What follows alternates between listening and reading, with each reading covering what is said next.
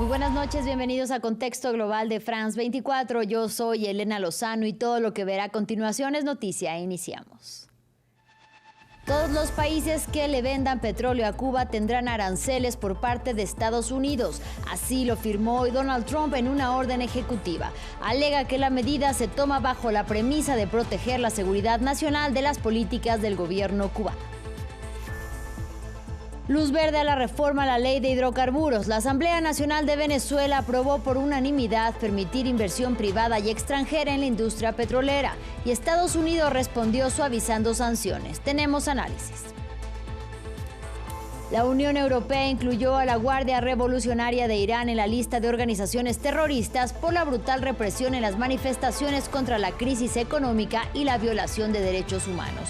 Teherán tachó la decisión de hostil y advirtió de peligrosas consecuencias.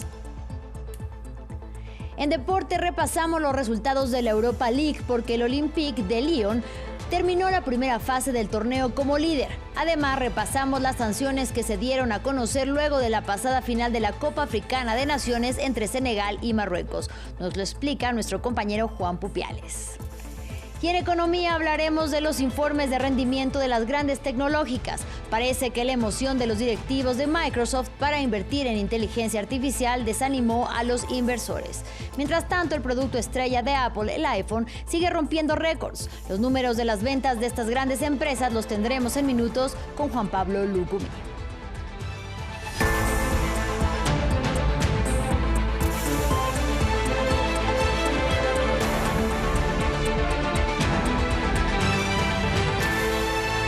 Iniciamos en Estados Unidos porque Donald Trump vuelve a amenazar con aranceles. En un nuevo capítulo de la guerra arancelaria desatada por su gobierno, esta vez pone sus ojos en Cuba. El presidente estadounidense firmó una orden ejecutiva con la que dispone que impondrá tarifas a los países que le vendan o le proveen petróleo al país caribeño. Su argumento es que debe de proteger la seguridad estadounidense, ya que afirma, entre varios motivos, que Cuba tiene la mayor instalación de inteligencia de señales de Rusia en el extranjero y que supuestamente está robando información.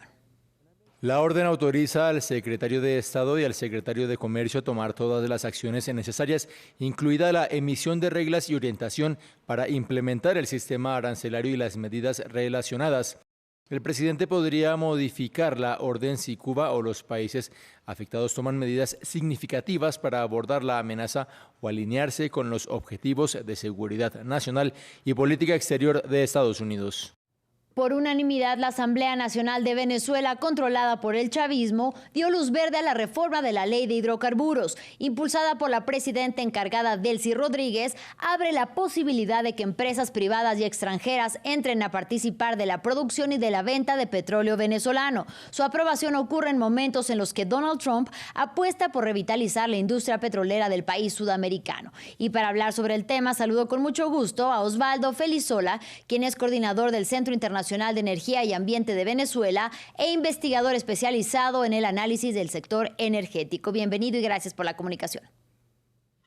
Saludos, Elena. Un placer a ti y a tu audiencia. Para nosotros, pues para entrar en contexto, cuéntenos por qué momento atraviesa la industria petrolera de Venezuela y qué supone la aprobación de esta ley para el futuro del sector. Bueno, Venezuela se encuentra actualmente en un punto de divergencia histórico. La ley orgánica de hidrocarburos anterior, que fue aprobada en el 2006, justamente enfocaba en un enfoque estatista donde el Estado venezolano tenía un control total sobre la industria petrolera.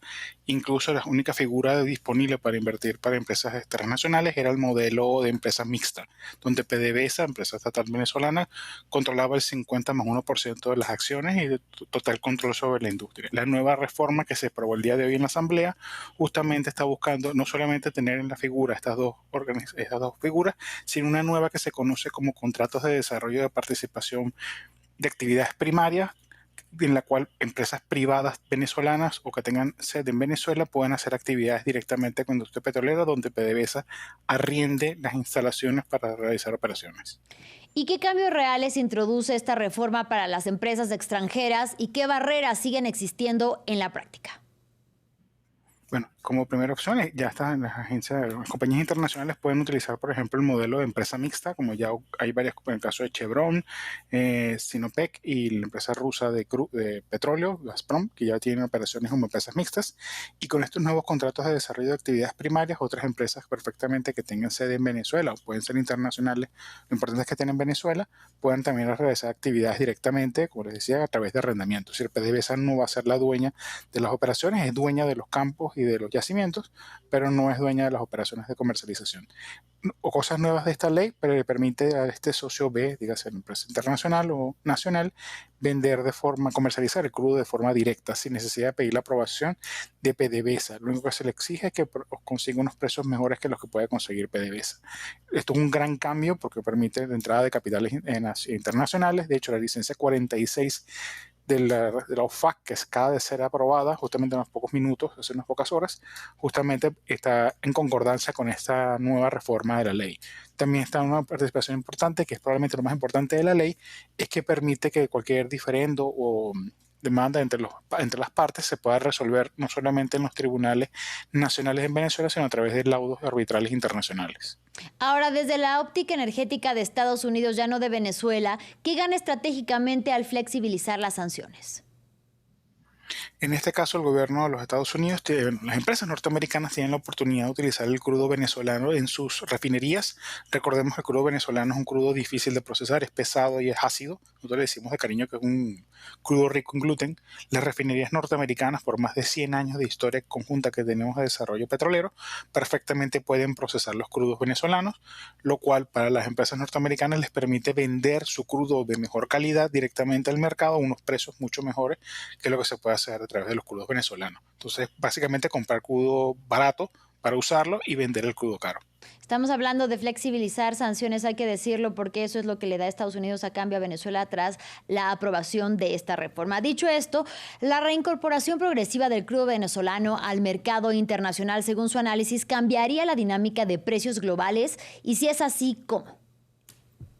Bueno, Venezuela representa apenas el 1% de toda la oferta de crudo, así que realmente su participación es, no vamos a decir baja, pero realmente no significativa para impactar el precio del crudo de una forma directa. Realmente esto es más una forma de financiamiento alternativo que pueden tener las empresas norteamericanas que hacen vida con el crudo venezolano. Recordemos que una de las condiciones que puso el presidente Donald Trump es que todo este crudo que se produzca en Venezuela se tendría que ir a comercializar directamente a los Estados Unidos. Le agradecemos muchísimo a Osvaldo Felizola por su análisis. Gracias por la comunicación y hasta la próxima. Gracias a ustedes. Placer. Y continuamos en Estados Unidos. El zar de la frontera, Tom Homan, buscó mostrar un tono más conciliador en momentos en los que el actuar del ICE está en el ojo del huracán. Sin embargo, defendió sus acciones en las redadas y manifestaciones. Desde Minneapolis anunció cambios en la estrategia del Servicio de Control de Inmigración y Aduanas, como por ejemplo la reducción de la presencia del número de agentes. El informe es de Albert Naya. Nada es perfecto. Tom Homan, conocido como el zar de la frontera, lo admitió ante la prensa. Con tantas contradicciones como certezas, el funcionario reconoció el desastre ocurrido en Minneapolis. Nada es perfecto, siempre hay margen de maniobra. Trabajamos en hacer que la operación sea más segura, eficiente y se ajuste a las normas. Mejoraremos gracias a los cambios que estamos haciendo. The mission is going to improve because of the changes we're making internally. Operación, por lo tanto, fuera de las normas, que se saldó con 2 asesinatos de estadounidenses a ojos del mundo y detenciones de menores de edad. Pero Homan defendió el papel antimigratorio del gobierno, que dijo obedece a las leyes del Congreso. Si a la gente no le gusta el ICE y reformar leyes, que vayan al Congreso. Repito, el ICE no se lo está inventando. Está aplicando leyes promulgadas por el Congreso y firmadas por el presidente, las mismas que han estado vigentes durante los 6 últimos presidentes para los que trabajé. Y en Minnesota, las calles siguen en pie de guerra, con vigilias por el último fallecido y la resistencia como lema. Creo que todo está en juego, la dignidad de nuestro país, las vidas de los ciudadanos estadounidenses y también de los que no lo son. Está en juego Estados Unidos, todo está en riesgo. Siguen en alerta ante un comandante migratorio que llegó supuestamente para desescalar la situación y convertirla, dijo, en en operaciones estratégicas, reducir el número de efectivos y pasar a un tono más conciliador. Pero los habitantes de Minnesota siguen sin descifrar si el zar llegó con una bandera blanca o un bidón de gasolina. Por su parte, el alcalde de Minneapolis, el demócrata Jacob Frey, denunció como una invasión la presencia y las operaciones del ICE en la ciudad. Desde la Conferencia Nacional de Alcaldes celebrada en Washington, D.C., hizo un llamado a los mandatarios de otras ciudades estadounidenses a alzar la voz y advirtió que si no hacen nada, ellos podrían ser los siguientes. Escuchemos. Never in a million years did I think that we would Jamás en 1.000.000 de años imaginé que estaríamos en este lugar, donde miles de tropas y agentes federales han sido desplegados en una gran ciudad estadounidense, donde el Departamento de Justicia es utilizado como arma para silenciar la disidencia, donde se cuestionan principios fundamentales de nuestra democracia y de nuestra república. where the very foundational principles of our democracy and of our republic are this kind of Este tipo de conducta y asedio debe cesar, no solo en Minneapolis, debe terminar en todo el país. nationwide.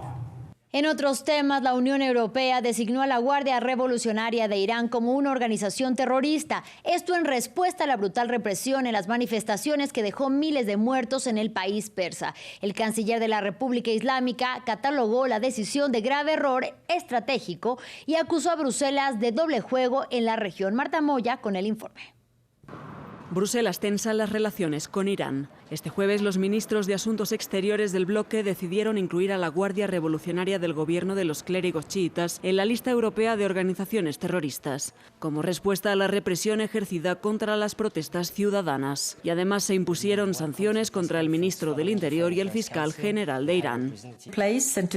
Hoy los ministros acordaron designar a la Guardia Revolucionaria de Irán como organización terrorista. Esto los coloca al mismo nivel que Daesh, Hamas, Hezbollah y Al-Qaeda. Quienes operan mediante el terror deben ser tratados como terroristas. A las afueras de las instituciones europeas, decenas de manifestantes celebraron la decisión y pidieron aumentar las sanciones. La Guardia Revolucionaria es la responsable de la guerra externa y el terrorismo en la región, así que es realmente una señal fuerte de Europa hacia el pueblo iraní. Desde Teherán, el canciller iraní denunció la decisión de la Unión Europea y la catalogó de grave error estratégico.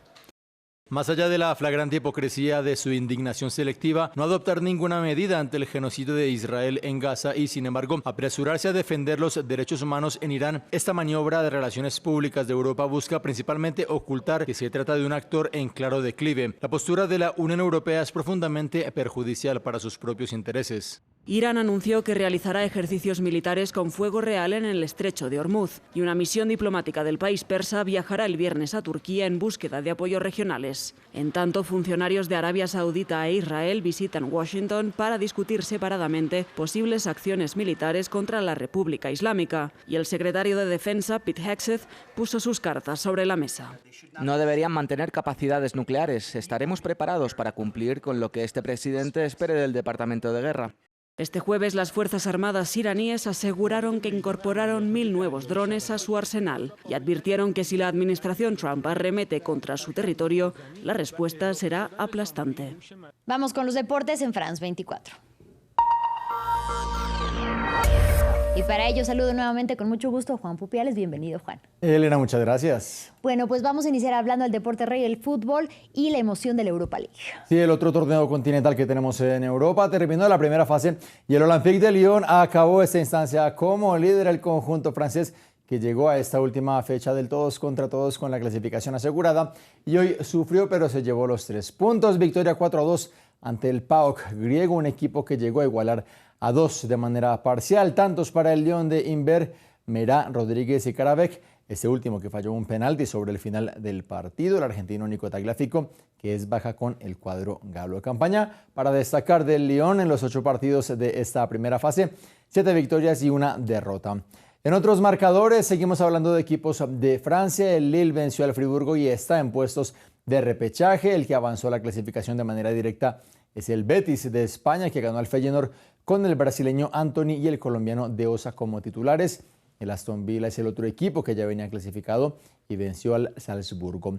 El Bolonia ganó y está en el repechaje. Goleada del Nottingham Forest, que avanzó a playoffs. Empate entre el Basilea y el Fenerbahce turco. Tablas también entre el Panathinaikos y la Roma, el conjunto de la Loba, que es el octavo clasificado. Y hoy no jugó el argentino Paulo Dybala. Veamos la clasificación de los mejores 8 equipos que avanzan a octavos de final de manera directa. Lyon, líder con 21 puntos, los mismos que tiene el Aston Villa. Por diferencia de goles, el Lyon es primero. Tercero, el Midtjylland danés. Cuarto es el Betis. Quinto es el Porto. Y sexto es el Braga. El Friburgo es séptimo. Y la Roma, como les comentaba, es octava. Juan, y más fútbol, porque hay noticia con lo que nos dejó la final de la Copa Africana de Naciones. Sí, Elena, son varias las sanciones que dio a conocer este jueves la Confederación Africana de Fútbol. Luego de esa final del 18 de enero, en donde Senegal se impuso a Marruecos, que eran los anfitriones, en un duelo marcado por los altercados en Rabat. Pape Thiaw, seleccionador de los Leones de la Teranga, fue suspendido por 5 partidos en cualquier duelo de esta confederación. Dice la multa por conducta antideportiva. Recordemos que el entrenador pidió a sus jugadores abandonar el campo luego de un controvertido penalti concedido a Marruecos sobre el final de los 90 minutos, un cobro que posteriormente fallaría Brahim Díaz. Para la Federación Senegalesa, la multa es de $615.000 por la conducta de todo el equipo y de parte de los aficionados que amenazaron con invadir el terreno de juego. En Marruecos, 2 partidos de sanción para Achraf Hakimi, capitán de la selección por conducta antideportiva, y también para Ismael Saibiri, quien se hizo viral por impedir que el portero suplente de Senegal le diera una toalla a su compañero Mendy en el juego. La multa para la Federación Marroquí es de $315.000 por el espectáculo de los recogepelotas, que también bloquearon la entrega de dicha toalla, la toalla que se hizo famosa a nivel mundial. Además, se desestima esa petición de Marruecos de revertir el resultado de la final por la amenaza de abandono por parte del rival. Y ya hay reacciones para esta noticia. Una de ellas viene de la ministra de Deporte de Senegal. Ya hemos hablado con el presidente de la federación y haremos todo lo que posiblemente se pueda hacer. Vamos a explorar caminos legales y otras opciones para mitigar estas sanciones. Él fue sancionado con 5 partidos, lo cual es excesivo. Ahora vamos a las canchas porque hay una selección latinoamericana que ya calienta motores para el Mundial de Fútbol. ¿Y de qué manera? Se trata de Colombia, quien cuenta con una campaña publicitaria y fichó a uno de los rostros más conocidos que ha dado este país. Encima la muchacha de allá. ¡Tan divino! Se trata de Beatriz Pinzón Solano, nada menos y nada más que Betty la Fea, la protagonista de la que fuera una de las telenovelas más populares de todos los tiempos. Junto a Betty figuran otras estrellas como el reggaetonero Ryan Castro, deportistas como Juan Pablo Montoya y Sebastián, su hijo. El lema es el de un fichaje nacional a cargo de Bavaria, uno de los patrocinadores del combinado de la tricolor, y que seguramente la afición colombiana espera que le traiga mucha suerte para este Mundial de 2026. Claro que sí, Juan. Y no nos olvidamos del tenis y del Abierto de Australia. Vamos a repasar las semifinales femeninas. Sí, Elena, porque la bielorrusa Aryna Sabalenka, la número 1 del mundo, se medirá ante una vieja conocida, la kazaja Elena Rybakina, en la gran final del que es el primer gran torneo de la temporada. Comenzamos con el triunfo de Rybakina. Victoria de la jugadora de origen ruso sobre la estadounidense Jessica Pegula. Rybakina, quinta siembra del torneo, dejó en el camino a la representante de la Unión Americana, sexta clasificada por parciales de 6-3 y 7-6, en un juego que nos dejó un emocionante desempate en el segundo set. Pegula, que gozó de hasta 3 puntos de set ante su rival y con saque a favor, pero no pudo convertirlos. El rostro de la jugadora norteamericana lo dice todo. Será una oportunidad de revancha entonces para Rybakina, que se va a medir ante la mujer que le ganó en esta misma cancha esa final en el año 2023. Es Aryna Sabalenka, la gran favorita, nacida en Minsk, que no dio lugar a la sorpresa ante la ucraniana Svitolina. Duelo marcado por 2 episodios, uno en pantalla, ese punto de sanción contra Sabalenka por hydrants o interferencia en el cuarto juego del primer set. Dijo la bielorrusa en rueda de prensa que la rabia que sintió porque no consideró justa la sanción le sirvió como una motivación. Pizarra de 6-2 y 6-3 en favor de Sabalenka, que en la otra imagen que nos dejó el partido no saludó a su rival de Ucrania. Esto viene siendo habitual entre las jugadoras de Rusia que se enfrentan a rivales de Ucrania. Esto después, mientras vemos aquí ese momento del saludo, el punto de la victoria para Sabalenka, echa una mirada, ve que Svitolina no la va a saludar y continúa, y directamente ambas jugadoras van a saludar a la juez de silla. Sabalenka, que viene de una temporada en donde de 3 finales de Grand Slam ganó una. Esto es lo que dijo al respecto. En realidad sé qué es lo que salió mal en todas esas finales que jugué y perdí. Diría que el año pasado me dejó muchas lecciones, muchas cosas para aprender sobre mí misma y definitivamente no va a ocurrir en esta temporada. Es una mentalidad diferente la que voy a intentar tener en cada final que juegue. Y para finalizar, encendemos los motores y vamos con noticias de la Fórmula 1, Juan. Cuarto día de las pruebas de Barcelona y hoy vimos por primera vez a uno de los monoplazas sobre el cual hay una enorme expectativa de cara al inicio de la temporada en marzo en Australia. Es el AMR26 de Aston Martin, el primer diseño a manos del ingeniero británico Adrian Newey en su nuevo equipo después de haberlo ganado todo con Red Bull. Es un auto que a primer vistazo parece destacar respecto a los demás en esta campaña en la que tendremos una revolución en la normativa. El turno de este jueves fue para Lance Stroll, cuyo mejor registro en lo poco que estuvo en la pista fue el de 1.46.4, lejos de esa marca de 1.16.6 a cargo de George Russell de Mercedes. Mañana será el turno para el español Fernando Alonso. Pendientes, por supuesto. Muchísimas gracias por la información deportiva, Juan Pupiales. Un placer, como siempre. Ahora es tiempo de economía en France 24. Y saludamos con mucho gusto a Juan Pablo Lucumí. Bienvenido, Juanpa. Un placer aquí estar con ustedes. Para nosotros también. Pues hoy vamos a iniciar economía hablando de empresas tecnológicas y de sus resultados que afectan directamente sus acciones en la bolsa, es decir, el rendimiento. ¿Te parece si iniciamos con Microsoft? Iniciemos por ahí, Elena. Hablamos de este gigante tecnológico que hoy vivió un desplome en la bolsa debido a una caída de las acciones que no se veía desde marzo de 2020. La empresa de Bill Gates vio retroceder sus acciones hasta caer un 10% este jueves, en gran parte porque el monumental gasto de la empresa en servicios de inteligencia artificial causó temor sobre los inversores, pero mientras unos se desploman, otros repuntan. En este mismo sector tecnológico, la casa matriz de WhatsApp, Instagram y Facebook, estamos hablando de Meta, tuvo un salto en sus acciones hasta el 10% luego de mostrar los resultados trimestrales también del último periodo del año pasado y dar también unas previsiones elevadas para los primeros 3 meses de 2026. La acción de la compañía llegó hasta los $738,31. Pero volviendo a Microsoft, los resultados de rendimiento de esta empresa fabricante del sistema operativo Windows mostraron que los ingresos de la compañía solo superaron las estimaciones en su negocio de computación en la nube, pero no compensaron el gran gasto que hizo la empresa para la IA. En el trimestre informado, el gasto de capital de Microsoft ascendió a $37.500 millones, lo que supone un aumento de casi un 66% respecto al año pasado. Eso fue mucho más de lo que estimaba el mercado, que es de unos $3.190 millones menos. Los inversores creen que se le fue un poco la mano a Microsoft con la inversión en IA. Y Juan Pablo, otra de las tecnológicas que mostró sus resultados trimestrales fue Apple. Así es, la compañía de la manzana mordida mostró que durante octubre y diciembre las ventas del iPhone 17 se dispararon a un nuevo récord, sobre todo con el impulso de la temporada navideña. Esto a pesar de los errores de inteligencia artificial que llevaron a la empresa tecnológica pionera a buscar ayuda de su competencia, Google. Los resultados de octubre a diciembre anunciados el jueves reflejan la lealtad de los fans de Apple, quienes adquirieron con entusiasmo los últimos modelos del iPhone 17, a pesar de que la compañía aún no ha cumplido su promesa de 2024 de optimizar la asistencia de Siri del dispositivo con inteligencia artificial llamado Apple Intelligence, que también anunciaron hace bastante tiempo. En los números, Apple tuvo un total de $143.800 millones en ingresos. Eso es un 16% más que el mismo periodo del 2024 y las ganancias también subieron ese mismo porcentaje, un 16% en comparación interanual hasta los $42.100 millones. Todavía falta incluir la inteligencia artificial en los iPhone.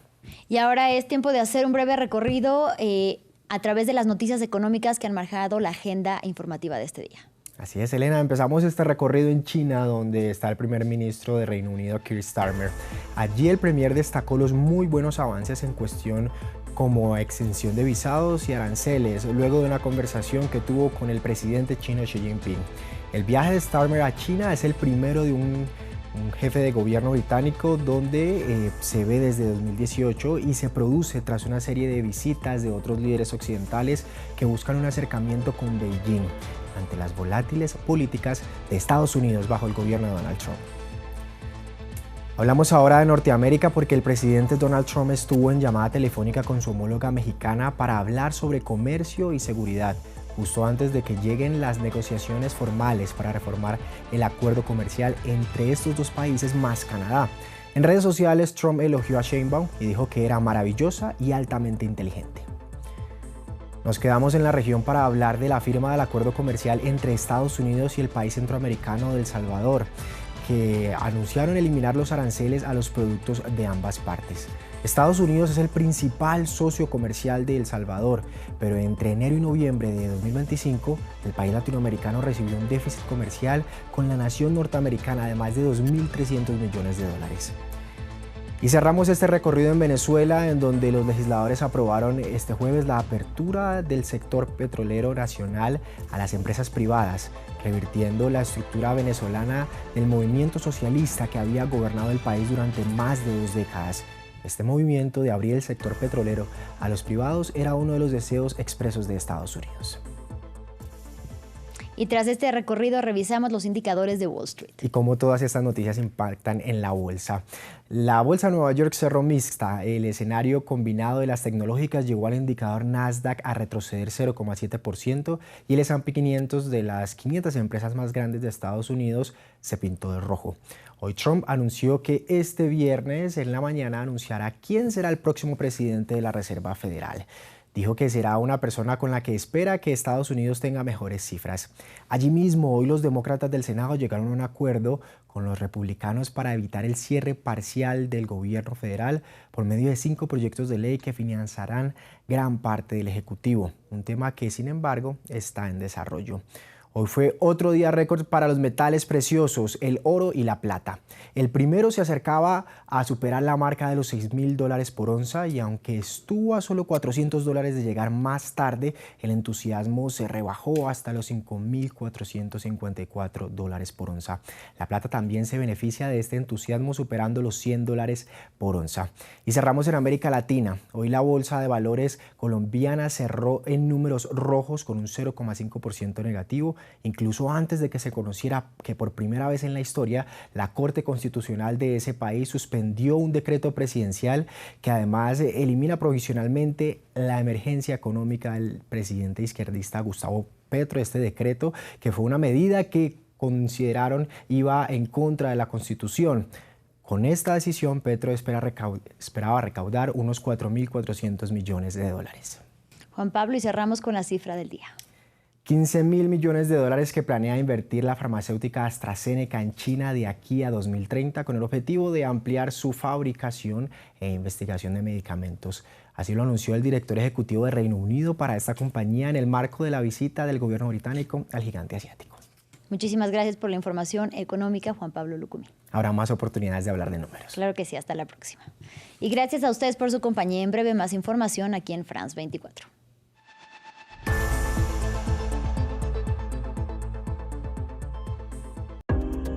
Para comprender mejor el mundo, es indispensable sumergirse en él. De Buenos Aires a Beirut, pasando por Kinshasa, Kiev o Washington. Los corresponsales de France 24 están en todas partes. 200 corresponsales que viven cerca de usted. Su misión, informarle en todo el mundo y a cualquier hora del día. Información objetiva, seria, fiable e independiente.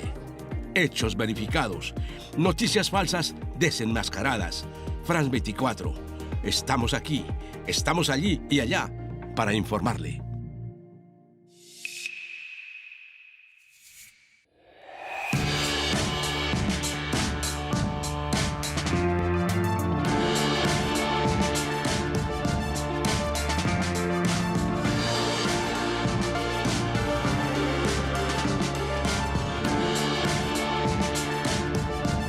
France 24, otro punto de vista. Liberté, égalité, actualité.